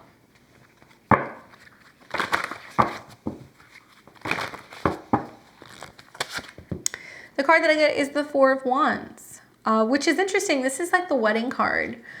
So whether this is like you're getting invited to a wedding or an engagement, or there's like a party, or there's like a graduation or a celebration, there can be some like big life event that's coming up that's worth like celebrating. And it can be for extended family members as well. It doesn't have to be for you. But the Four of Wands is about like celebration and coming together and being able to have this opportune moment where you're like really present with some of the positive, like sweet things that are happening. And like Venus and Jupiter in the fifth house is about as sweet and as indulgent as it gets. So it's about really enjoying it, being present with some of the good things that are happening in your life right now. Good luck. We have Pisces and Pisces rising. You'll be experiencing Venus transiting in the sign of Gemini in your natal fourth house. All right, so for you, my Pisces and Pisces risings, Venus moving through the fourth house is a pretty great transit. This is the house of home and family, your roots, your home, your private life. And Venus moving through here is trying to focus on creating a harmonious and nurturing home environment, as well as strengthening the family bonds. Well, what's cool is just coming up on the Venus ingress into Gemini. Venus was conjunct Jupiter in your third house in Taurus, right on the cusp of your fourth house. A lot of Pisces and Pisces risings are either like traveling, or they're getting ready to move, or they're going back and forth between two places. So seeing like Venus come into your fourth house and Jupiter come into your fourth house can be an indication that there is an expansion going on in the home. And it can mean as simple as we're getting new furniture, or, you know, we are buying a new home, or we're renovating. It could be something like a female relative is coming to visit, or maybe, you know, you are moving in with a female roommate, or you're going back and you're visiting family. Whatever it is, it's sweet because Jupiter is there as well. Gemini can be siblings, so siblings, aunts, cousins. These are people who can kind of come up through this transit as well. Venus has connections to your third house of travel, communication, siblings, as well as your eighth house of change and transformation. So it can mean you're going back home, visiting family, communicating, talking to them, maybe letting them in on, changes that's going on in your love life, changes that's going on in your finances, because it's playing off of your eighth house. But it can also mean that there is some dramatic change or transformation going on the home front. And maybe while you're doing that, you're going and staying with family or visiting family before you kind of like make a more permanent move. The other thing to kind of think about here is that, Venus comes through here once a year. That's not unusual, but with Jupiter being there, this is a once in a 12-year period. So it's saying that if you are expanding your home, relocating, buying new property, if there is some kind of expansion in the family, it's extra sweet, extra fortuitous for you. And likely, I think this is a time where if you've been waiting to come in and do some interior design, if you've been waiting to buy a property, if you've been waiting to, go home and visit, this is a really good time to do it. The trines to Pluto at the beginning of the transit are going to be sweeter than as you get to the tail end of the transit. So I just want to give you a heads up. When Venus starts squaring Saturn, you're not going to be as pleased with some of the changes that are going on at home. You might be like, my sister's staying with me, she's driving me crazy, I'm no longer enjoying this experience. It can also mean that, you decided to bring in a designer and you're doing some interior design and it's not up to your standards, because Venus can be about beauty and design and it's squaring Saturn in your chart. You will also see Venus and Mercury, which will be in your fourth house. Venus is going to be about communication, resources, and partners, will square Neptune. And that can also be a time where there's miscommunications, misunderstandings, not totally sure if you're liking where you're living. So be extra aware of when you have that Venus square Saturn and Venus square Neptune towards the ends of the transit.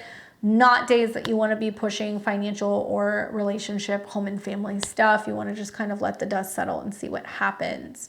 But for the most part, beautiful time for expanding your home and your family, and for possibly contemplating relocating somewhere altogether, going back to a place that you've been before. Even if it's going to be something you're going to do a little bit of back and forth this year, I think that you're going to really enjoy this transit. The card that I got for you is Judgment, which is interesting because the fourth house is like ends of situations. So it can kind of indicate that this is like, maybe you're moving back to a city and you're like, okay, am I selling my house? Am I not? Maybe you go back and you visit your family and you're like, do I want to move back to my hometown? Do I not? There is some like really definitive decisions that are getting ready to be made about home and living situation and family in the past, and like whether or not you're really ready to move on from something or someone. And so I think the Judgment card is kind of hinting at the fact that perhaps maybe when Jupiter is retrograde, that's when this is going to happen. I think I said earlier in the video that we will see, Venus and the Sun square off with Saturn and square off with Neptune. And that's kind of reminiscent of some of the things that are going to come in the future. So you really want to look at your home and your living situation from a set of fresh eyes and really say to yourself, like, okay, can I make changes and spruce things up and like kind of buy myself a little bit more time if I'm feeling anxious or antsy and I want to leave? Can these things be, kind of like brought back to life, or can I find, new ways to envision my space? Or am I really just not happy here? And is it really just not working in this apartment or in this city or in this living situation? And you want to be really mindful of like what you can and cannot fix. Because you may be playing with the idea of trying to spruce something up, and then after a series of events, you're like, actually, it's just, I don't like the city, So be mindful of the squares. Do enjoy some of the blessings that come from the beauty of having Venus in the fourth house and having people visit and stuff, or making some simple kind of changes to your space to make it more comfortable, okay? So I hope that's helpful for you guys with this Venus in Gemini transit. Obviously, a lot to unpack, a lot to digest. You guys can come back to this video throughout this transit, throughout the next month or so, and let me know how it plays out for you. I'd love to hear if you have a natal Venus in Gemini or in the third house. Extra points if you have Venus conjunct Jupiter in Gemini, because you're experiencing both Venus and Jupiter return at the same time. I'd love to hear from you guys. You guys can catch me here Tuesday, Thursday, Fridays, and Sundays. I will be back on Thursday. I think we're going to be doing the June horoscopes. So don't forget to like, comment, share, and subscribe. Click the bell button below so you're alerted to when that video comes out. Consider joining me for one of my lives on Friday nights. And if you guys like my content and you want to see more of it, you can also find all of my work at beyondtheveiledtarot.com. You can see all of my calendars and also my courses and book a personal reading with me. So I'll just leave it at that. Enjoy this Venus ingress, enjoy all the double trouble, and I will catch you guys back here on Thursday. Until next time, take care.